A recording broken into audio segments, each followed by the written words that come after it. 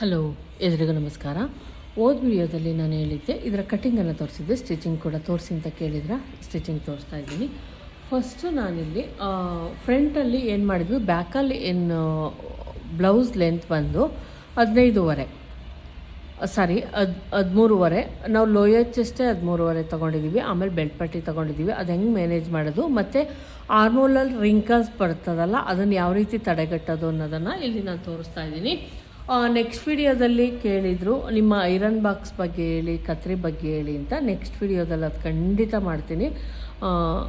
ನನ್ನ iron box ಮತ್ತು ಕತ್ರಿ ಬಗ್ಗೆ ಹೇಳ್ತೀನಿ. ನಾನು ಯಾವಾಗಲೂ ಬ್ಲಾಕ್ ಮೆಟಲ್ ಯೂಸ್ ಮಾಡ್ತೀನಿ, ತುಂಬ ಚೆನ್ನಾಗಿರುತ್ತೆ, ಶಾರ್ಪ್ ಆಗಿರುತ್ತೆ, ನೀಟಾಗಿ ಕಟ್ ಮಾಡುತ್ತೆ. ನಾನು ನೆಕ್ಸ್ಟ್ ವಿಡಿಯೋದಲ್ಲಿ ಅದ್ರ ಬಗ್ಗೆ ಡೀಟೇಲಾಗಿ ಹೇಳ್ತೀನಿ. ಈಗ ಈ ಬ್ಲೌಸ್ ಬಗ್ಗೆ ಸ್ಟಿಚಿಂಗ್ ಬಗ್ಗೆ ತಿಳ್ಕೊಳ್ಳೋಣ. ಇವತ್ತು ಇಲ್ಲಿ ನಾನು ಕಟಿಂಗನ್ನು ಏನು ಮಾಡಿದ್ದೆ ಅದನ್ನೇ ಸೇಮ್, ನಾನು ಯಾವುದನ್ನು ಚೇಂಜಸ್ ಮಾಡಿಲ್ಲ. ಇಲ್ಲಿ ಥ್ರೆಡ್ ಪೈಪಿಂಗನ್ನು ಯಾರೋ ಕೇಳಿದರು, ನಿಮ್ಮ ಜಾಕ್ ಮೆಷಿನಲ್ಲಿ ಥ್ರೆಡ್ ಪೈಪಿಂಗ್ ಮಾಡೋದನ್ನು ತೋರಿಸಿ ಅಂತ. ಕೂಡ ಖಂಡಿತವಾಗ್ಲೂ ಥ್ರೆಡ್ ಪೈಪಿಂಗ್ ಮಾಡೋದನ್ನು ಯಾವ ರೀತಿ ಕಟಿಂಗ್ ಮಾಡ್ಕೊಬೇಕು ಮತ್ತು ಸ್ಟಿಚ್ ಮಾಡಬೇಕು ಮತ್ತು ಬಟ್ಟೆಗೆ ಅಟ್ಯಾಚ್ ಮಾಡಬೇಕು ಅದನ್ನು ಕೂಡ ತೋರಿಸ್ತೀನಿ. ಇವತ್ತು ಫ್ರಂಟ್ ಪಾರ್ಟನ್ನು ಯಾವ ರೀತಿ ಅಟ್ಯಾಚ್ ಮಾಡೋದು ಅಂತ ನಾನು ತೋರಿಸ್ತಾ ಇದ್ದೀನಿ ನೋಡಿ. ಇಲ್ಲಿ ನಾವು ಮಾರ್ಕ್ ಏನು ಹಾಕ್ಕೊಂಡಿದ್ದೆ ಅದು ಬಂದು ಹೋಗ್ಬಿಟ್ಟೈತೆ. ಯಾರೋ ಕಮೆಂಟ್ ಮಾಡಿದರು, ನೀವು ವೈಟ್ ಕಲರನ್ನು ಯೂಸ್ ಮಾಡ್ತಾ ಇದ್ದೀರಾ, ಅದನ್ನು ಯೂಸ್ ಮಾಡಬೇಡಿ, ಬಟ್ಟೆನೂ ಕೂಡ ಲೈಟ್ ಕಲರ್ ಇದೆ ಅಂದ್ಬಿಟ್ಟು ಈಗ ಬೇರೆ ಕಲರ್ನೇ ಯೂಸ್ ಮಾಡ್ತೀನಿ ನೋಡಿ. ಇಲ್ಲಿ ಮಾರ್ಕು ಸೆಂಟರ್ಗೆ ಕರೆಕ್ಟಾಗಿ ಹಾಕ್ಕೊತಾ ಇದ್ದೀನಿ. ಇದು ಬೇರೆ ಕಲರ್ಸ್ ನನ್ನ ಹತ್ರ ಇಲ್ಲ, ಆಲ್ಮೋಸ್ಟ್ ಖಾಲಿಯಾಗಿದೆ. ನಾನು ನೆಕ್ಸ್ಟ್ ಟೈಮ್ ತೋರಿಸ್ತೀನಿ ಬೇರೆ ಕಲರ್ಸ್ ತರಿಸಿ. ಈಗ ನಮ್ದು ಏನಿದೆ ನೋಡಿ, ಇಲ್ಲಿ ನಾಚಾಕೊಂಡಿದ್ದೀನಿ, ಇದು ತುಂಬಾ ಇಂಪಾರ್ಟೆಂಟು. ಇಷ್ಟು ಕೂಡ ನಾವು ಡಾಟ್ ಹಿಡಿಬೇಕು. ಇಲ್ಲೂ ಅಷ್ಟೇ ಸೇಮ್. ನಾನೀಗ ಏನು ಮಾಡ್ತೀನಿ ಅಂದರೆ ಈಗ ತೋರಿಸ್ತೀನಿ ನೋಡಿ. ಈ ರೀತಿ ಕಂಪಲ್ಸರಿ ನೀವು ಮಾಡ್ಕೊಳ್ಲೇಬೇಕು, ಅವಾಗಷ್ಟೇ ನೀಟಾಗಿ ನಮ್ಮದು ಆರ್ಮೋಲ್ ಏನಿದೆ ಆ ಸ್ಟಿಚ್ ಹಾಕೋದಕ್ಕೆ ಆಗೋದು. ಇಲ್ಲಿ ಒಂದು ಸ್ಟಿಚ್ಚನ್ನು ಹಾಕ್ಕೊತೀನಿ ನಾನಿಲ್ಲಿ.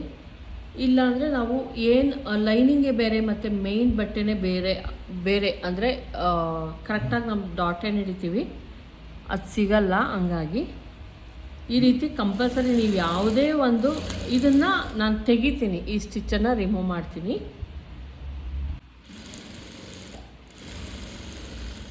ಹಿಂಗೊಂದು ಸ್ಟಿಚ್ ಹಾಕ್ಕೊಳ್ಳಿ. ಇಲ್ಲೂ ಅಷ್ಟೇ ಸೇಮ್.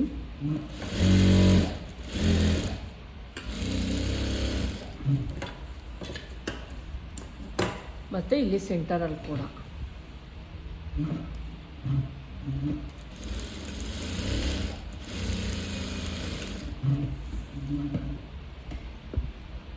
ಕೆಲವರು ಟ್ರಿಮ್ಮರ್ ಯೂಸ್ ಮಾಡಿ ಕತ್ರಿನೇ ಯೂಸ್ ಮಾಡ್ತೀರಾ ಅಂತೀರಾ.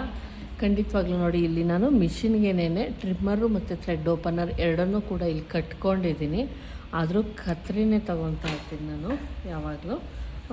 ಈಗ ನೋಡಿ, ಇದನ್ನು ಸೆಂಟರಲ್ಲಿ ನಾವೀಗೇನು ಸ್ಟಿಚ್ ಮಾಡ್ಕೊಂಡ್ವಿ ಅದನ್ನು ಕರೆಕ್ಟಾಗಿ ಈ ಎಡ್ಜು ನಾವು ಸ್ಟಿಚಿಂಗ್ ಹಾಕ್ಕೊಂಡಿರೋಂತಹ ಎರಡು ಎಡ್ಜನ್ನು ಇಟ್ಕೊಳ್ಳಿ. ಹಿಂಗೆ ಇಟ್ಕೊಂಡು ಹಿಂಗೆ ಕರೆಕ್ಟಾಗಿ ಸೆಂಟ್ರಿಗೆ ನೀವು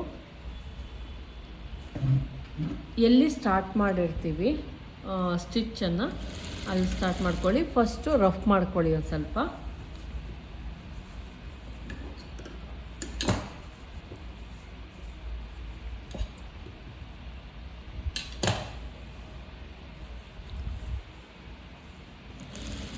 ಇಲ್ಲಿ ಸೆಂಟ್ರಲ್ ಬಂದಾಗ ಕೂಡ ಒಂದ್ಸಲ ರಫ್ ಮಾಡ್ಕೊಳ್ಳಿ. 10 ನಿಮಿಷದಲ್ಲಿ 15 ನಿಮಿಷದಲ್ಲಿ ಬ್ಲೌಸ್ ಕಲೀರಿ ಅಂತ ಏನು ಹಾಕ್ಬಿಟ್ಟು ಹಾಕ್ತೀವಿ ಅದೆಲ್ಲ ಸುಳ್ಳು, ಕಲಿಯೋಕ್ಕಾಗಲ್ಲ. ಸ್ವಲ್ಪ ನಿಧಾನಕ್ಕೆ, ಅದಕ್ಕೆ ನಾನು ನಿಧಾನಕ್ಕೆ ಹೇಳ್ಕೊಡ್ತಾ ಇದ್ದೀನಿ.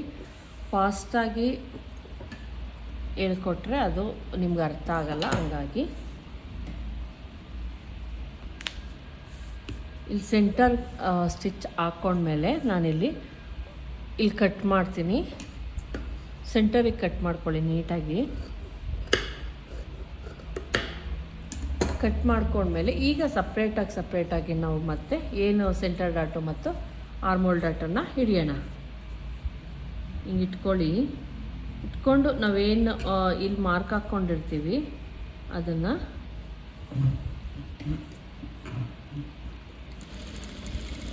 ಇಲ್ಲೂ ಅಷ್ಟೇ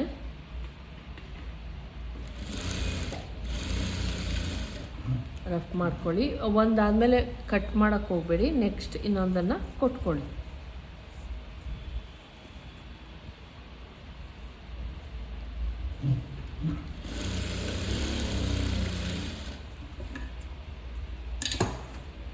ಈಗ ಮತ್ತೆ ನೋಡಿ ಈ ಡಾಟ್ ಹಿಡ್ದಿದ್ದಾಯಿತು. ನೀವು ಏನಪ್ಪ ಅಂದರೆ ಈ ಡಾಟ್ ಹಿಡ್ದಾದ್ಮೇಲೆ ಈ ಡಾಟನ್ನು ಹಿಡಿಬೇಕು. ಇದು ಹೆಂಗೆ ಅಂತಂದರೆ ನೋಡಿ ಹಿಂಗೆ ಇಟ್ಕೊಂಡು ಇದು ನೇರಕ್ಕಿರಬೇಕು. ನಾವು ಅದೇ ಥರ ಮಾರ್ಕ್ ಹಾಕ್ಕೊಂಡಿರ್ತೀವಲ್ವ ನೋಡಿ, ಇದು ಸ್ಟ್ರೈಟ್, ಇದು ಸ್ಟ್ರೈಟ್ ಬರಬೇಕು. ಇಲ್ಲಿ ಏನು ನಾಚು ಹಾಕ್ಕೊಂಡಿರ್ತೀವಿ, ನಾಚು ಸೇರೋ ಥರ ಇಲ್ಲಿ ಒಂದು ಗುಂಡ್ಪಿನ್ನನ್ನು ಹಾಕ್ಕೊಳ್ಳಿ. ಈ ಥರ ಗುಂಡ್ಪಿನ್ ಹಾಕ್ಕೊಂಡು ನೋಡಿ, ಈಗ ನಾವು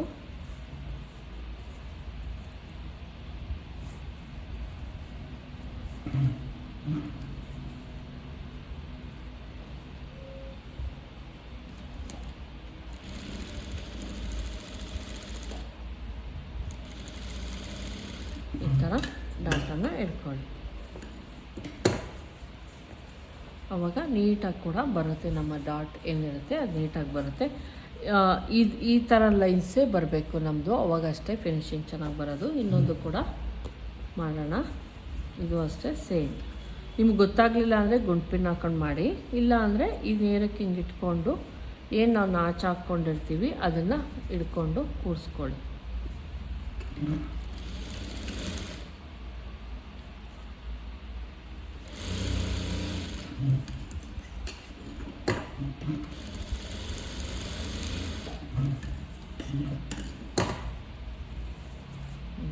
ಈ ರೀತಿ ಫ್ರಂಟಲ್ಲಿ ಡಾಟ್ ಹಾಕೋದು ತುಂಬಾ ಇಂಪಾರ್ಟೆಂಟ್ ಆಗುತ್ತೆ. ಇಷ್ಟಾದಮೇಲೆ ನಾವೇನು ಮಾಡಬೇಕು, ನಾವು ಹಾಕಿರೋ ಅಂತಹ ಏನು ಸ್ಟಿಚ್ ಇರುತ್ತೆ ಅದನ್ನು ರಿಮೂವ್ ಮಾಡಿ. ಅದು ಬೇಕಾಗಿಲ್ಲ ನಮಗೆ, ಅದನ್ನ ರಿಮೂವ್ ಮಾಡ್ತೀನಿ ನೋಡಿ.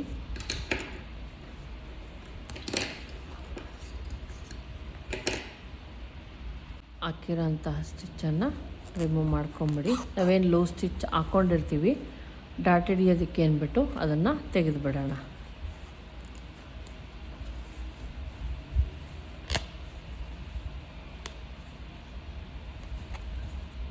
ನೋಡಿ, ಈ ಸ್ಟಿಚ್ ಓಪನ್ ಮಾಡಬೇಡಿ. ನಾವು ಹಾಕಿರೋ ಅಂತಹ ಏನು ಸ್ಟಿಚ್ ಹಾಕ್ಕೊಂಡಿರ್ತೀವಿ ಅದನ್ನು ಮಾತ್ರ ತೆಗಿಬೇಕು. ಅದಾದಮೇಲೆ ನೀವು ಕೆಲವರು ಇದನ್ನು ತುಂಬ ದೊಡ್ಡದಾಗಿ ಬಿಡ್ತಾರೆ, ಆ ಥರ ಎಲ್ಲ ಬಿಡಬೇಡಿ. ಅಕಸ್ಮಾತ್ ನಿಮಗೆ ಕಟ್ ಮಾಡೋದು ಇಷ್ಟ ಇಲ್ಲ ಅಂದರೆ ನೋಡಿ, ಡಬಲ್ ಫೋಲ್ಡ್ ಮಾಡಿಬಿಟ್ಟು ಇದು ಎಡ್ಜಿಗೆ ಬರಬೇಕು, ಆ ಥರ ನೋಡಿಕೊಂಡು ಈ ಥರ ಸ್ಟಿಚ್ ಹಾಕ್ಕೊಳ್ಳಿ.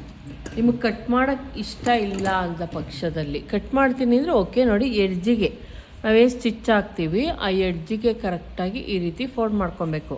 ಕೆಲವ್ರು ತುಂಬ ದೊಡ್ಡದಾಗಿ ಬಿಟ್ಕೊತೀರ, ಆವಾಗ ಇಲ್ಲಿ ಫಿನಿಶಿಂಗ್ ಚೆನ್ನಾಗಿ ಬರೋಲ್ಲ. ಇಲ್ಲಿ ಸ್ಟಿಚ್ ಹಾಕ್ತೀವಲ್ಲ ಆವಾಗ ಇಲ್ಲಿ ಫ್ರಿಲ್ ಬಂದಂಗೆ ಬರುತ್ತೆ. ಹಂಗಾಗಿ ಜಾಸ್ತಿ ಬಿಟ್ಕೊಳಕ್ಕೆಲ್ಲ ಹೋಗಬೇಡಿ. ಇದನ್ನು ಅಷ್ಟೇ ಸೇಮ್ ಮಾಡ್ಕೊತೀನಿ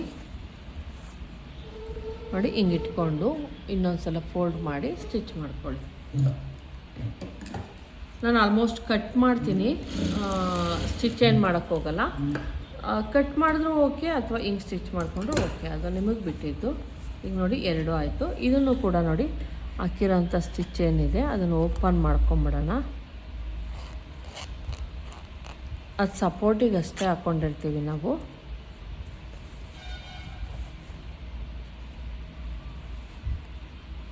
ಆಯಿತು. ಇದೂ ಕೂಡ ನಾವು ಈ ಸ್ಟಿಚ್ ಏನಿದೆ ಈ ಥರ ಎಲ್ಲ ದಾರ ಇದ್ದರೆ ಆದಷ್ಟು ಕಟ್ ಮಾಡಿ. ಇಲ್ಲಿ ಏನು ಹಾಕ್ತೀವಿ ನಾವು ಈ ಸ್ಟಿಚ್ ಹಾಕ್ಕೊತೀವಲ್ಲ, ಇಲ್ಲಿ ಒಂದು ಸ್ವಲ್ಪ ಜಾಸ್ತಿ ನನಗೆ ಇರುತ್ತೆ. ಇಲ್ಲಿ ಕೂಡ ಸ್ಟಿಚ್ ಮಾಡಿದಾಗ ನಮಗೇನಾಗುತ್ತೆ, ಒಂದು ಸ್ವಲ್ಪ ಹಿಡ್ದಂಗೆ ಆಗ್ತಾ ಇರುತ್ತೆ. ಅದನ್ನು ಕೂಡ ದಯವಿಟ್ಟು ಹಿಂಗೆ ಕಟ್ ಮಾಡ್ಕೊಳ್ಳಿ, ಆವಾಗ ಫಿಟ್ಟಿಂಗ್ ನೀಟಾಗಿ ಕೂರುತ್ತೆ. ಇಲ್ಲಿ ರಿಂಕಲ್ಸ್ ಬರಬಾರ್ದು ನಮಗೆ ಅಂದರೆ ಇಲ್ಲಿಗೆ ಹಿಡಿಬೇಕು. ನಾವಿಲ್ಲಿ ಏನು 2 ಇಂಚಸ್ ಮಾರ್ಜಿನ್ಗೆ ಅಂತ ಹೋಗುತ್ತೆ ಅದು ಹೋಗುತ್ತೆ. ಇದು ಈಗ ನೋಡಿ ಆರ್ಮೋಲ್ ನಮ್ದು ಏನಿರುತ್ತೆ ರೌಂಡು, ನನಗೇನು ಡಬಲ್ ಮಾರ್ಕಿಂಗ್ ಹಾಕಿ ಕಟ್ ಮಾಡ್ತೀನಿ ಆವಾಗ ಇದನ್ನು ಡಾಟ್ ಹಿಡಿಯೋದ್ರಿಂದ ಈ ರೀತಿ ಕರ್ವ್ ಬರುತ್ತೆ. ಅದೇ ನಾವು ನಾರ್ಮಲಾಗಿ ಮೊದಲೆಲ್ಲ ಕಟ್ ಮಾಡ್ತಿದ್ವಲ್ಲ ಆ ರೀತಿ ಕಟ್ ಮಾಡಿದ್ರೆ ಎಲ್ ಶೇಪ್, ನೀಟಾಗಿ ಎಲ್ ಶೇಪ್ ಬಂದಿರುತ್ತೆ, ಯಾವುದೇ ನೀಟಾಗಿ ಶೇಪ್ ಬಂದಿರಲ್ಲ ಒಂದು. ಮತ್ತು ಇಲ್ಲಿ ರಿಂಕಲ್ಸ್ ಬರೋದು ನಾವು ಮೊದಲೆಲ್ಲ 1/4 ಇಂಚ್ ಹಿಡಿತಾ ಇದ್ವಿ, 1/4 ಇಂಚ್ ಹಿಡಿದ್ಬಿಟ್ಟು ಬಿಟ್ಬಿಡ್ತಿದ್ವಿ. ಅವಾಗ ಇಲ್ಲಿ ಒಂದು ರಿಂಕಲ್ಸು ಅಥವಾ ಕುಪ್ಪೆ ಬರೋದು ಆ ಥರ ಆಗ್ತಿತ್ತು. ಈಗ ಏನು ಮಾಡ್ತೀವಿ, ನಾವು ಇದನ್ನು ಡಬಲ್ ಮಾರ್ಕಿಂಗ್ ಹಾಕ್ತೀವಿ ಮತ್ತು ಇಲ್ಲಿ ಒಂದು 3/4 ಇಂಚ್ವರೆಗೂ ಹಿಡಿತೀವಿ. ಆಲ್ಮೋಸ್ಟ್ 3/4 ಇಂಚು ಅಥವಾ 1 ಇಂಚ್ವರೆಗೂ ನಾವು ಹಿಡಿಯೋದ್ರಿಂದ ಫಿಟ್ಟಿಂಗ್ ಕೂಡ ಇಲ್ಲಿ ಯಾವುದೇ ರಿಂಕಲ್ಸ್ ಅದು ಏನೂ ಬರಲ್ಲ. ಇದು ಅಷ್ಟೇ ನೋಡಿ, ಸೇಮ್ ಏನು ಕರ್ವ್ ಇತ್ತೋ ಅದು ನೀಟಾಗಿ ಬಂತು. ಇಲ್ಲಿ ನಾಚು ಹಾಕ್ಕೊಂಡಿರೋದು, ನಾಚ ಏನು ಹಾಕ್ಕೊಂಡಿದ್ವಿ ಅದು ಕರೆಕ್ಟಾಗಿ ಅಲ್ಲಿಗೆ ಹಿಡ್ದಿದ್ದೀನಿ ನಾನು ನಾಚಿರೋತಕ್ಕೆ. ಇದನ್ನು ಅಷ್ಟೇನೆ ನೋಡಿ, ಹತ್ತತ್ರ ಅರ್ಧ ಇಂಚ್ ನಾವು ಹಿಡಿದು ಟೋಟಲಾಗಿ ಆಲ್ಮೋಸ್ಟ್ 3/4 ಇಂಚಾದರೂ ನಾವು ಹಿಡ್ದಿದ್ದೀವಿ. ಹಂಗಾಗಿ ಇಲ್ಲೊಂದು ಸ್ವಲ್ಪ ಕಟ್ ಮಾಡ್ಕೊಬೇಕಾಗುತ್ತೆ, ಯಾಕಂದರೆ ಸ್ಟಿಚ್ ಹಾಕಿದಾಗ ಅದು ಹಿಡ್ದಂಗೆ ಆಗ್ತಾ ಇರುತ್ತೆ.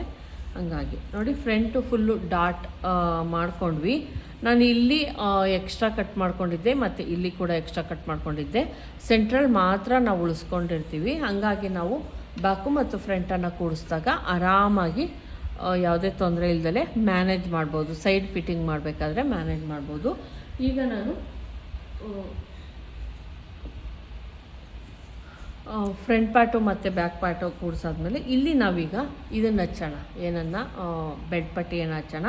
ಬೆಡ್ ಪಟ್ಟಿನೂ ಅಷ್ಟೇನೆ ಇನ್ವಿಸಿಬಲ್ ಥರ ಮಾಡೋಣ. ಇನ್ವಿಸಿಬಲ್ ಮಾಡೋಕ್ಕೆ ಫಸ್ಟು ನಾವು ಹಿಂಗೆ ಇಟ್ಕೊಳ್ಳಿ, ನೀವು ಮಿಷಿನ್ ಮೇಲೆ ಇಟ್ಕೊತಿರಲ್ಲ ಹಂಗೆ ಇಟ್ಕೊಳ್ಳಿ. ಬೆಡ್ ಪಟ್ಟಿ ಏನು ನಮ್ದು ರೆಡಿ ಬರುತ್ತೆ ಆ ಥರ ಇಟ್ಕೊಂಬಿಟ್ಟು ಅದನ್ನ ಮೇಲೆ ಹಿಂಗೆ ಇಟ್ಕೊಳ್ಳಿ. ಇಟ್ಕೊಂಡು ನಾನು ಇಲ್ಲಿ ನಿಧಾನಕ್ಕೆ ಹೇಳ್ಕೊಡ್ತಿದ್ದೀನಿ, ಕನ್ಫ್ಯೂಸ್ ಆಗಬೇಡಿ ಯಾವುದೇ ಕಾರಣಕ್ಕೂ.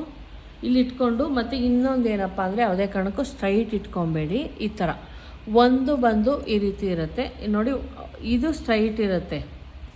ಕೆಳಗಡೆ ಬೆಡ್ ಪಟ್ಟಿ ಏನಿರುತ್ತೆ ಅದು ಸ್ಟ್ರೈಟ್ ಇರುತ್ತೆ. ಇದನ್ನು ನಾವು ಕ್ರಾಸಾಗಿ ಇಟ್ಕೊತೀವಿ, ಅವಾಗ ಮಾತ್ರ ನೀಟಾಗಿ ಸ್ಟ್ರೈಟ್ ಬರುತ್ತಿದ್ದು ಎಲ್ಲ ಫಿನಿಶಿಂಗ್ ಆದಮೇಲೆ ಇದು ಹೊಲ್ದ್ಮೇಲೆ. ಇಲ್ಲ ಈ ಕ್ರಾಸ್ ಇಟ್ಕೊಂಡ್ರೆ ಅವಾಗ ಫಿನಿಶಿಂಗ್ ಚೆನ್ನಾಗಿ ಬರುತ್ತೆ. ಈಗ ಸರಿಯಾಗಿ ಇಟ್ಕೊಂಡ್ರೆ ಆಮೇಲೆ ಕ್ರಾಸ್ ಬರುತ್ತೆ.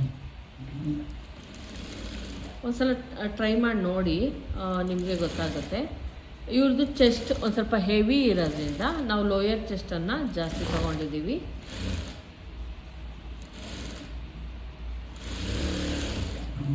ಈ ರೀತಿ ಹೊಲ್ಕೊಂಡಾಯಿತು ನೋಡಿ. ಈಗ ನೋಡ್ತಾ ಇರ್ಬೋದು, ನಾವು ಕ್ರಾಸ್ ತಗೊಂಡಿರೋದ್ರಿಂದ ನೀಟಾಗಿ ಬಂದಿದೆ.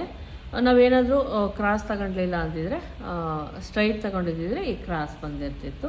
ಇದನ್ನು ಇದು ಫುಲ್ಲು ಹೊಲ್ದ್ಮೇಲೆ ಇನ್ನೂ ಚೆನ್ನಾಗಿ ಕಾಣಿಸುತ್ತೆ. ತೋರಿಸ್ತೀನಿ ನಾನು ನೋಡಿ. ಹಿಂಗೆ ಫೋಲ್ಡಿಂಗ್ ಮಾಡ್ಕೊಂಬಂದು ಇದನ್ನು ಮತ್ತೆ ಇದ್ರ ಮೇಲೆ ಕೂರಿಸಿ.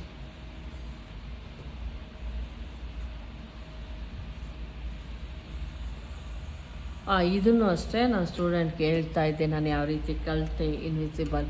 ಅವರು ಕೂಡ ಹೇಳ್ತಾಯಿದ್ರು ಏನಂತ, ಅವರು ಜೋಡಿಸ್ಬಿಡ್ತಿದ್ರಂತೆ. ಅಂದರೆ ಡೈರೆಕ್ಟಾಗಿ ಹೊಲಿತಾಯಿದ್ರು ಅಂದ್ಬಿಟ್ಟು. ನಂದು ಆಫ್ಲೈನ್ ಸ್ಟೂಡೆಂಟು. ನಾನು ಮೊದಲೆಲ್ಲ ಅದೇ ಥರನೇ ಡೈರೆಕ್ಟಾಗಿ ಸ್ಟಿಚ್ ಮಾಡಿಬಿಡ್ತಿದ್ವಿ ಬೆಡ್ ಪಟ್ಟಿನ. ಆಮೇಲೆ ನನಗೆ ಯಾರೋ ಕಸ್ಟಮರ್ಸ್ ಕೊಟ್ಟಿದ್ದರು ತುಮಕೂರಲ್ಲಿ ಸ್ಟಿಚ್ ಮಾಡಿರೋದು ಅಂದ್ಬಿಟ್ಟು. ಅದರಲ್ಲಿ ನೋಡಿಕೊಂಡು ನಾನು ಬಿಚ್ಚಿ ಯಾವ ರೀತಿ ಸ್ಟಿಚ್ ಮಾಡಿದ್ದಾರೆ ನೋಡಿಕೊಂಡು ಮಾಡಿದ್ದೆ. ಆವಾಗ ಕಲ್ತಿದ್ದು ನಾನು ಈ ಥರ ಪಾಕೆಟ್ ಥರ ಮಾಡಿ ಇನ್ವಿಸಿಬಲ್ ಮಾಡೋದನ್ನು ಅಲ್ಲಿ ನೋಡಿ ಬಿಚ್ಚಿ, ಬ್ಲೌಸ್ ಬಿಚ್ಚಿ ಕಲ್ತಿದ್ದು.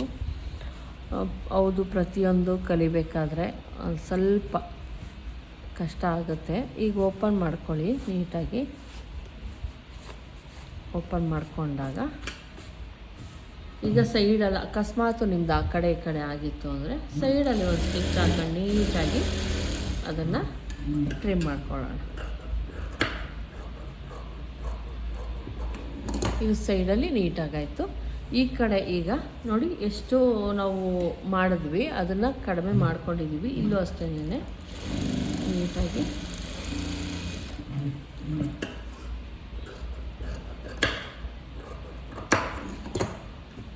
ಈಗ ನಾವೇನು ಬೆಡ್ ಪಟ್ಟಿ ಇದನ್ನು ಟಚ್ ಮಾಡಿದ್ವಿ, ಇದು ಬಂತು. ಇದು ಸ್ವಲ್ಪ ಏನಂದರೆ ಬಟ್ಟೆ ಸ್ವಲ್ಪ ರಿಂಕಲ್ಸ್ ಥರ ಇದೆ. ಈಗ ಇದಾಯಿತು ನೋಡಿ. ಇಲ್ಲೂ ಕೂಡ ಕಡಿಮೆ ಮಾಡ್ಕೊಂಡಿದ್ದೀವಿ ನಾವು, ಇಲ್ಲೂ ಕೂಡ ಕಡಿಮೆ ಮಾಡ್ಕೊಂಡಿದ್ದೀವಿ. ಬ್ಯಾಕ್ ಪಾರ್ಟನ್ನು ತೋರಿಸ್ತೀನಿ ನಾನು ನೋಡಿ. ಬ್ಯಾಕ್ ಪಾರ್ಟ್ ಏನಿದೆ ಈಗ ಇದು ಆಲ್ರೆಡಿ ರೆಡಿ ಆಗಿಬಿಟ್ಟಿದ್ದೀನಿ. ಇನ್ನೂ ರೆಡಿ ಆಗಿಲ್ಲ, ಇನ್ನೂ ನಾನು ಇದು ಮಾಡಬೇಕು. ಅಬ್ಸರ್ವ್ ಮಾಡಿ, ನಮ್ಮದು ಬ್ಯಾಕು ನಾನು ಇದನ್ನ ಹೊಲ್ದಿಟ್ಟಿದ್ದೆ. ನಿಮ್ಗೆ ಹೊಲಿಯೋಕ್ಕೆ ಸ್ಟಾರ್ಟ್ ಮಾಡಾದ್ಮೇಲೆ ನಾನೇನು ಮಾಡಲಿಲ್ಲ ನೋಡಿ. ಇಲ್ಲಿ ಕರೆಕ್ಟಾಗಿ ಇಲ್ಲಿಗೆ ಬರುತ್ತೆ ನೋಡಿ. ಇಲ್ಲಿ 1/2 ಇಂಚ್ ಏನಿದೆ ಅದನ್ನು ನಾನು ಇನ್ನೂ ರೆಡಿ ಮಾಡಿಲ್ಲ. ಬ್ಯಾಕಲ್ಲಿ ನೋಡಿ ಇದಕ್ಕೆ ಪಟ್ಟಿ ಕೊಡಬೇಕು, ಪಟ್ಟಿ ಕೊಟ್ಟಿಲ್ಲ. ಅದು ಕೊಟ್ಟರೆ ನೋಡಿ ಬ್ಯಾಕು ಮತ್ತು ಫ್ರಂಟನ್ನು ಮ್ಯಾನೇಜ್ ಆಯಿತು, ಯಾವುದೇ ಚೇಂಜಸ್ ಆಗಿಲ್ಲ. ಈ ರೀತಿ ಮಾಡ್ಕೊಳ್ಳಿ. ನಾವೀಗ ಇಲ್ಲಿ ಮಾತ್ರ ಲೋಯರ್ ಚೆಸ್ಟು ಜಾಸ್ತಿ ತೊಗೊಂಡಿದ್ದೀವಿ ನೋಡಿ. ಇಲ್ಲಿ ಸೆಂಟ್ರಲ್ ಉದ್ದ ಇದೆ, ಅಬ್ಸರ್ವ್ ಮಾಡಿ, ಉದ್ದ ಇದೆ ಬ್ಯಾಕಿಗಿಂತ. ನಮ್ಮ ಚೆಸ್ಟಿಗೆ ಬೇಕು ಅಂದ್ಬಿಟ್ಟು ನಾವು ಎಕ್ಸ್ಟ್ರಾ ತೊಗೊಂಡಿದ್ದೀವಿ. ಹಿಂಗೆ ಮಾಡೋದ್ರಿಂದ ನಾವು ಮ್ಯಾನೇಜ್ ಮಾಡ್ಬೋದು, ಸೈಡು ಮತ್ತು ಇಲ್ಲಿ ಮ್ಯಾನೇಜ್ ಮಾಡ್ಬೋದು. ನಾನು ಇದಕ್ಕೆ ಹುಕ್ಕು ಕೇಳಿದರು, ಹುಕ್ ಯಾವ ರೀತಿ ಹಾಕೋದನ್ನು ಡೈರೆಕ್ಟಾಗಿ ಹಾಕ್ತಿರಲ್ಲ ಅಂತ. ನಾನು ಇನ್ನೊಂದು ಪ್ಯಾಟರ್ನು ಕೂಡ ಸೇಮ್ ಇದೇ ಥರ ಸ್ಟಿಚ್ ಮಾಡಿಕೊಂಡು ಹುಕ್ಸ್ ಯಾವ ರೀತಿ ಹಾಕೋದು, ರೆಡಿ ಹುಕ್ಸ್ ಯಾವ ರೀತಿ ಹಾಕೋದು ಅಂತ ನಾನು ತೋರಿಸ್ತೀನಿ.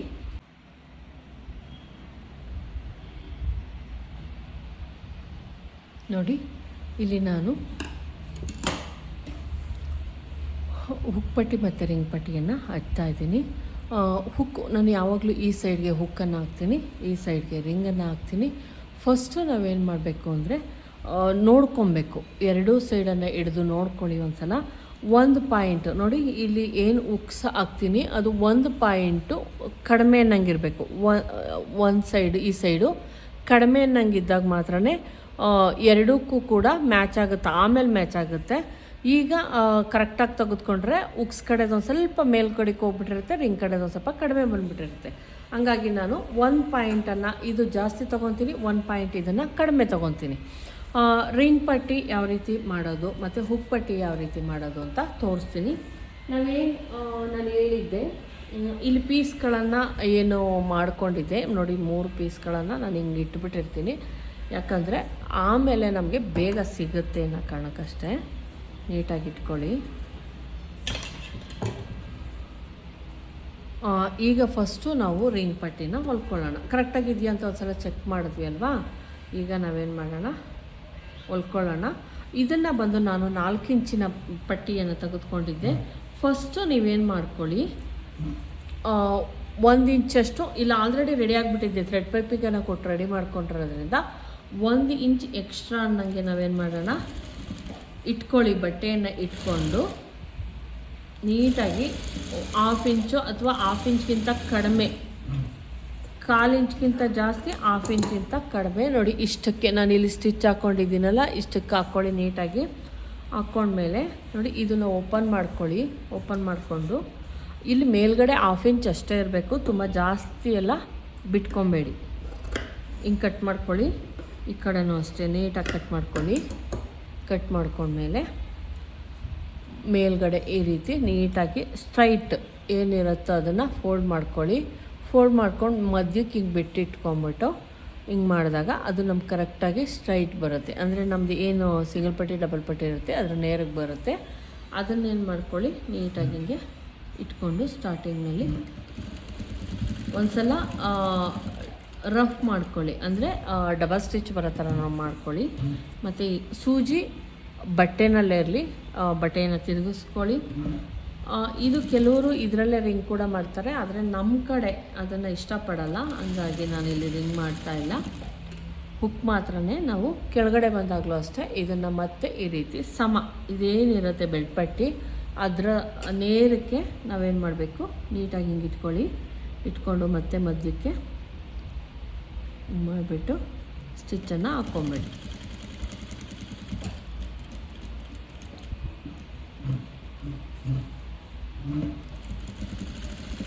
ಇಲ್ಲೂ ಅಷ್ಟೇ ಡಬಲ್ ಸ್ಟಿಚ್ ಹಾಕ್ಕೊಳ್ಳಿ, ಆವಾಗ ಲಾಕ್ ಥರ ಆಗುತ್ತೆ. ಇಷ್ಟಾದಮೇಲೆ ನಾವು 1/4 ಇಂಚ್ಗೆ, ತುಂಬ ಅಲ್ಲ, 1/4 ಇಂಚ್ಗೆ ಏನು ಮಾಡಬೇಕು, ಮತ್ತೆ ಇನ್ನೊಂದು ಸ್ಟಿಚ್ಚನ್ನು ಹಾಕ್ಕೊಬೇಕು.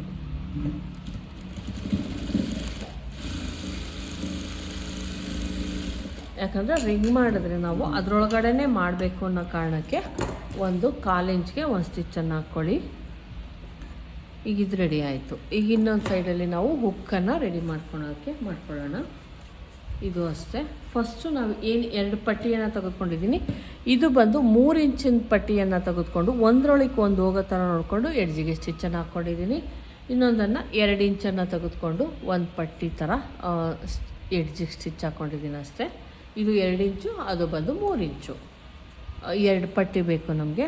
ಇದನ್ನು ನಾರ್ಮಲಾಗಿ ನಾವೇನು ಮೊದಲು ಸ್ಟಿಚ್ ಮಾಡ್ಕೊತಿದ್ವಿ ಅದೇ ಥರನೇ 1/4 ಇಂಚ್ಗಿಂತ ಜಾಸ್ತಿ, 1/2 ಇಂಚಿಗಿಂತ ಕಡಿಮೆ ಅಷ್ಟಕ್ಕೆ. ತುಂಬ ಎಡ್ಜಿಗೆಲ್ಲ ಸ್ಟಿಚ್ ಹಾಕ್ಕೊಬೇಡಿ, ಸ್ಟಿಚ್ ಓಪನ್ ಆಗೋ ಚಾನ್ಸಸ್ ಇರುತ್ತೆ. ಹಂಗಾಗಿ ನೋಡಿ, ಈ ರೀತಿ ಮಾಡ್ಕೊಂಡ್ಮೇಲೆ ಇದನ್ನು ಈ ರೀತಿ ತೆಗೆದುಬಿಟ್ಟು 1/4 ಇಂಚ್ಗೆ ನಾನಿಲ್ಲಿ ಸ್ಟಿಚ್ಚನ್ನು ಹಾಕ್ಕೊತಾ ಇದ್ದೀನಿ. 1/4 ಇಂಚ್ಗೆ ಒಂದು ಸ್ಟಿಚ್ ಹಾಕ್ಕೊತೀನಿ.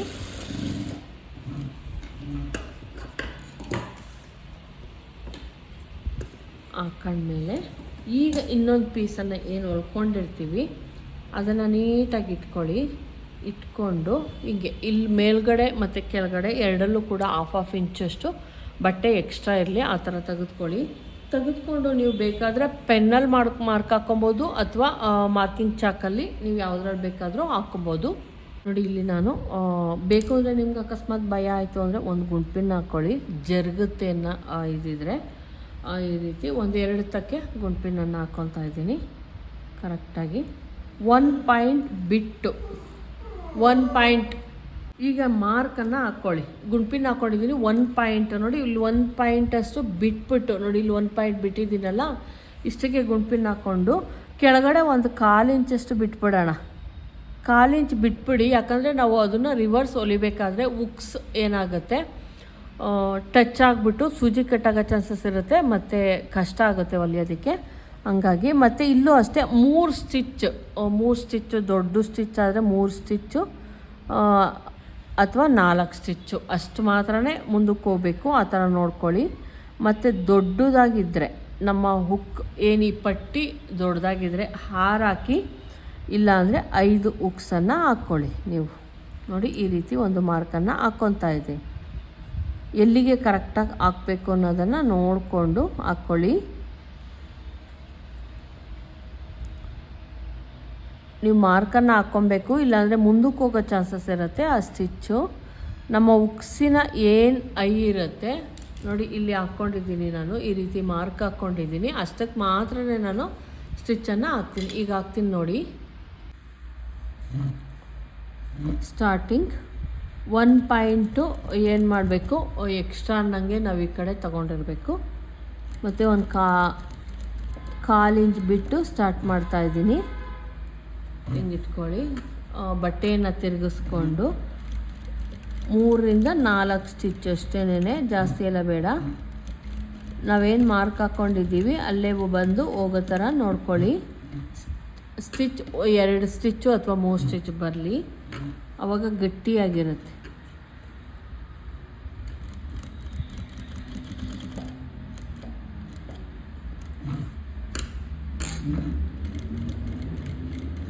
ನೀವು ಮಾರ್ಕ್ ಮಾಡ್ಕೊಂಡಿದ್ರೆ ಅಲ್ಲಿಂದ ಮುಂದಕ್ಕೆ ಹೋಗಲ್ಲ, ಕರೆಕ್ಟಾಗಿ ಅಲ್ಲಿಗೆ ನಿಲ್ಲಿಸ್ಬೋದು. ಇಲ್ಲಾಂದರೆ ನೀವು ತುಂಬ ಮುಂದಕ್ಕೆ ಬರೋ ಚಾನ್ಸಸ್ ಇರುತ್ತೆ. ಮತ್ತು ತುಂಬ ದೊಡ್ಡದು ಮಾಡೋಂಗಿಲ್ಲ, ಉಕ್ಸ್ ಈಚೆಗೆ ಬರೋ ಚಾನ್ಸಸ್ ಇರುತ್ತೆ. ಮೀಡಿಯಮಾಗಿ ಆ ಉಕ್ಸಿನ ಹೈ ಏನಿರುತ್ತೆ ಅಷ್ಟೇ ಬರೋ ಥರ ನೋಡ್ಕೊಳ್ಳಿ.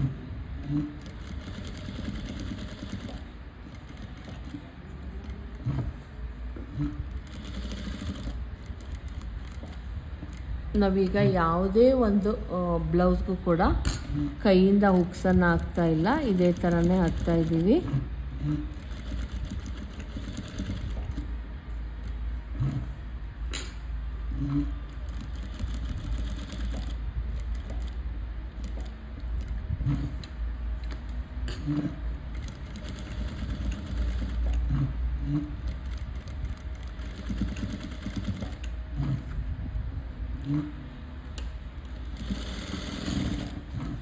ಈ ರೀತಿ ಮಾಡ್ಕೊಳ್ಳಿ. ನೋಡಿ ಇಲ್ಲಿ ನಾವು ಈಗ ಮಾಡ್ಕೊಂಡ್ವಿ. ಈಗ ಇದಕ್ಕೆ ನಾವು ಉಕ್ಸನ್ನು ಹಾಕಬೇಕಾಗತ್ತೆ. ಏನು ದೊಡ್ಡ ಪಟ್ಟಿ ಇರುತ್ತೆ ಆ ಪಟ್ಟಿ ನಮ್ಮ ರೈಟ್ ಸೈಡಿಗೆ ಬರಲಿ, ಲೆಫ್ಟ್ ಸೈಡಿಗೆ ನಮ್ಮ ಚಿಕ್ಕ ಪಟ್ಟಿ ಏನಿರುತ್ತೆ ಅದು ಬರೋ ಥರ ನೋಡ್ಕೊಳ್ಳಿ. ನೀಟಾಗಿ ಇಟ್ಕೊಂಡು ಈಗ ಉಕ್ಸನ್ನು ಹಾಕೊಳ್ಳಿ.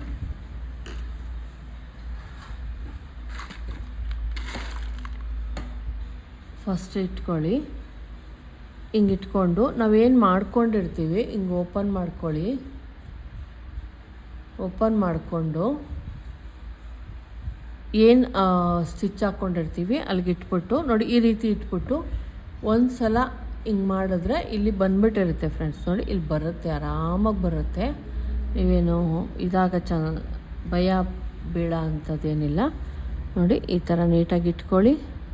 ಒಂದು ಸಲ ಹಿಂಗೆ ಫುಲ್ಲು ಉಕ್ಸನ್ನು ಹಿಂಗೆ ಹಾಕ್ಬಿಟ್ಟು ಬಿಗಿಯಾಗಿ ಇಲ್ಲಿ ಇಟ್ಕೊಂಡು ನೀವು ಹಿಂಗೆ ಓಪನ್ ಮಾಡಿದ್ರೆ ಬಂದ್ಬಿಡುತ್ತೆ.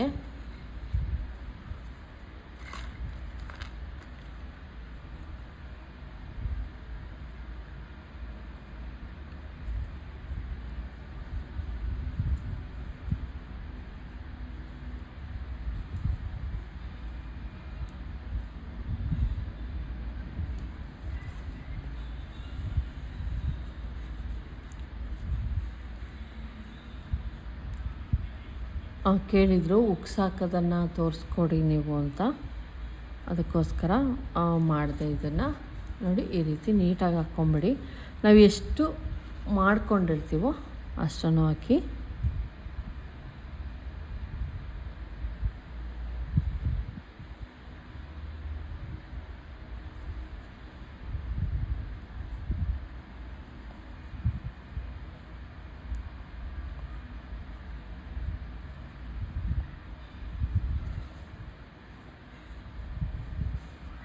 ನೋಡಿ ಇಲ್ಲಿ ಫುಲ್ಲು ನಾನು ಹಾಕ್ಕೊಂಡೆ.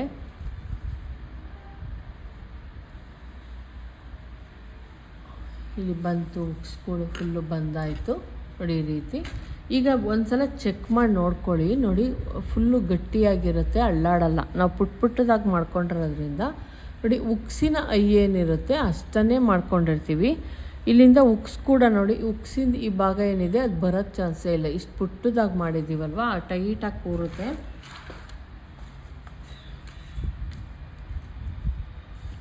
ಇವಾಗ ಇಲ್ಲಿ ನೋಡಿ ಮೇಲ್ಗಡೆ ಏನಿರುತ್ತೆ ಇದನ್ನು ಹಿಂಗೆ ಫೋಲ್ಡ್ ಮಾಡಿಕೊಂಡು ಇದನ್ನು ಒಂದು 1/2 ಇಂಚ್, ಒಂದು 1/4 ಇಂಚ್ಗೆ ಈ ರೀತಿ ಫೋಲ್ಡ್ ಮಾಡ್ಕೊಂಡು ಹಿಂಗೆ ಇಟ್ಕೊಂಡ್ರೆ ನಮ್ಮ ಉಕ್ಪಟ್ಟಿ ಏನಿರುತ್ತೆ ಅದು ರೆಡಿ ಆಗುತ್ತೆ. ಈಗ ಬಂದು ಸ್ಟಿಚ್ ಹಾಕ್ಕೊಳ್ಳಿ. ನೆಕ್ಸ್ಟ್ ವಿಡಿಯೋದಲ್ಲಿ ನಾನು ಇದ್ರ ಫುಲ್ಲು ಸ್ಟಿಚಿಂಗ್ ತೋರಿಸ್ತೀನಿ. ಸೈಡ್ ಫಿಟ್ಟಿಂಗ್ ಯಾವ ರೀತಿ ಮಾಡೋದು ಅಂತ ತೋರಿಸ್ತೀನಿ, ದಯವಿಟ್ಟು ನೋಡಿ. ಬ್ಯಾಕಲ್ಲಿ ಸಿಂಪಲ್ ಡಿಸೈನ್ ಮಾಡ್ತಾಯಿದ್ದೀನಿ, ತುಂಬ ಏನೂ ಇಲ್ಲ. ನೋಡಿ ಈ ರೀತಿ ಹಿಂಗೆ ಇಟ್ಕೊಂಡು ನೀವು ನೀಟಾಗಿ ಸ್ಟಿಚ್ ಹಾಕ್ಕೊಂಬಿಡಿ. ಒಂದೇ ಸಮ ಇರಲಿ. ನಮ್ಮ ಈ ಪಟ್ಟಿ ಏನಿರುತ್ತೆ ಅದು ನೇರಕ್ಕೆ ಒಂದೇ ಸೈಜ್, ಆ ಕಡೆ ಈ ಕಡೆ ಎಲ್ಲ ಆಗೋದು ಬೇಡ, ಒಂದೇ ಅಳತೆಯಲ್ಲೇ ಇರಲಿ. ನೋಡಿ ಕರೆಕ್ಟಾಗಿ ಇಲ್ಲಿ ಕೂರಿಸ್ಕೊಳ್ಳಿ.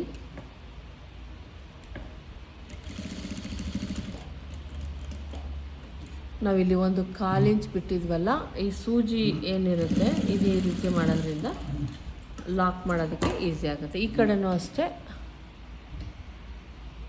ಎರಡೂ ಸೈಡಲ್ಲೂ ಕೂಡ ಒಂದು 1/4 ಇಂಚು ಎಕ್ಸ್ಟ್ರಾನಾಗಿ ಬಿಡಬೇಕು. ನೋಡಿ ರೆಡಿ ಬುಕ್ಸು ರೆಡಿ ಆಯಿತು. ನಿಮಗೆ ಬೇಕು ಅಂದರೆ ನೀವು 6 ಕೂಡ ಹಾಕ್ಕೊಬೋದು. ಇದು ಸೈಜ್ ದೊಡ್ಡದಿತ್ತು ಅಂದರೆ 7 ಕೂಡ ಹಾಕ್ಕೊಬೋದು, ಅದು ನಿಮಗೆ ಬಿಟ್ಟಿದ್ದು. ಈಗ ಇದನ್ನು ನೋಡಿ ಈ ರೀತಿ ಆಯಿತು. ಫ್ರಂಟಲ್ಲೂ ಅಷ್ಟೇ ನಾನು ಇದನ್ನು ಮೊಟ್ಟೆ ಶೇಪನ್ನು ಕೊಟ್ಟಿದ್ದೀನಿ, ಫ್ರಂಟಲ್ಲಿ ನೀಟಾಗಿ ಬರಲಿ ಅನ್ನೋ ಕಾರಣಕ್ಕೆ. ಈಗ ಇನ್ನೊಂದು ಸೈಡು ತೋರಿಸ್ತೀನಿ ನೋಡಿ. ನಾವು ಒಂದು ಸ್ವಲ್ಪ ಎಕ್ಸ್ಟ್ರಾ ಜಾಸ್ತಿ ಕಡಿಮೆ ಮಾಡಿದ್ದು ಅಲ್ವಾ, ಈಗ ತೋರಿಸ್ತೀನಿ ನೋಡಿ.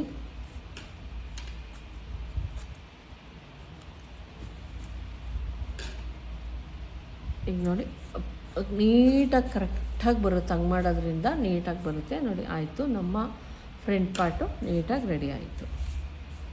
ಈಗ ಬ್ಯಾಕ್ ಪಾರ್ಟು ಕೂಡ ಒಂದು ಸ್ವಲ್ಪ ಎಕ್ಸ್ಟ್ರಾ ಕಡಿಮೆನಾಗಿ ತೊಗೊಳ್ಳಿ, ಅವಾಗ ಪರ್ಫೆಕ್ಟಾಗಿ ಬರುತ್ತೆ. ಬ್ಯಾಕ್ ಪಾರ್ಟನ್ನು ನಾನು ಸಿಂಪಲ್ ಡಿಸೈನ್ ಮಾಡಿಬಿಟ್ಟು ತೋರಿಸ್ಬಿಟ್ಟು ನಾವು ಸೈಡ್ ಫಿಟ್ಟಿಂಗು ಮತ್ತು ತೋಳು ಅಟ್ಯಾಚ್ ಮಾಡೋದು ಯಾವ ರೀತಿ ಅಂತ ತೋರಿಸ್ತೀನಿ. ಈ ವಿಡಿಯೋ ಇಷ್ಟ ಆಗಿದ್ರೆ ಲೈಕ್ ಮಾಡೋದನ್ನು ಮರಿಬೇಡಿ. ದಯವಿಟ್ಟು ಸಬ್ಸ್ಕ್ರೈಬ್ ಮಾಡ್ಕೊಂಡು ನೋಡಿ. ಇಷ್ಟ ಆದರೆ ಒಂದು ಲೈಕ್ ಮಾಡಿ. Thank you friends.